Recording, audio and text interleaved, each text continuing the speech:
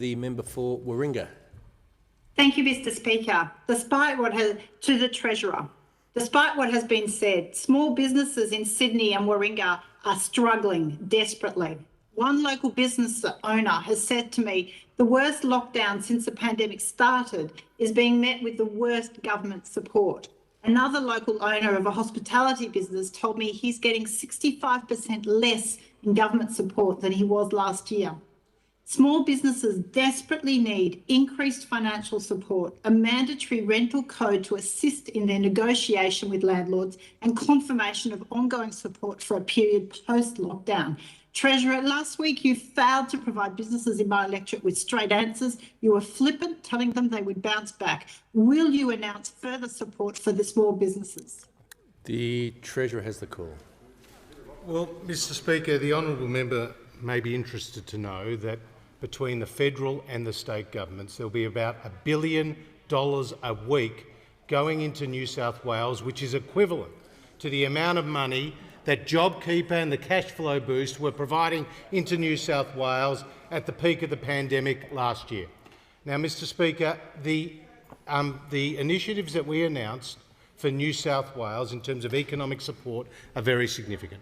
There's both the income support for workers, for households, for families, where you see payments of $450 a week for those who've lost between 8 and 20 hours of work a week.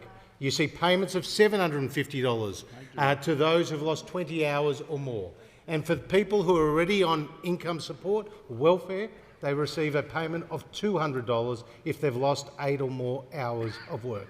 On top of that, we're providing very significant support to businesses across New South Wales with a program designed with the New South Wales government being delivered by Services New South Wales.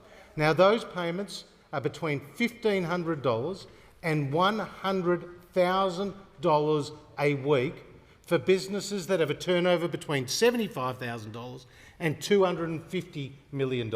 Now, those businesses have to show a turnover decline of 30% or more.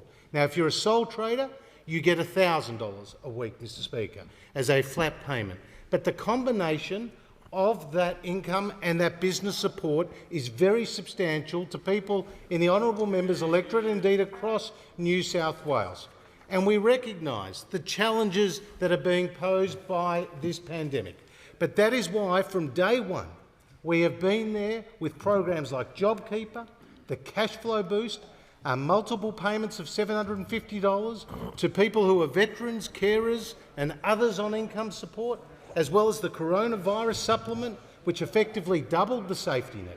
And on top of that, in successive budgets were provided other tax relief as well as other investment incentives. Now, the Leader of the Opposition interjects about $750. I'll remind the Leader of the Opposition, $750 a week is where JobKeeper was when we first introduced it, Mr. Speaker. We introduced it at $750 and then it tapered down for the second half of that program. So I'd say to the honourable member, we understand how difficult it is for businesses across New South Wales, and that is why we continue to put enormous economic support in partnership with the New South Wales Government to work supporting the people of New South Wales by sticking together. We will get through this. And I'll give the call to the member for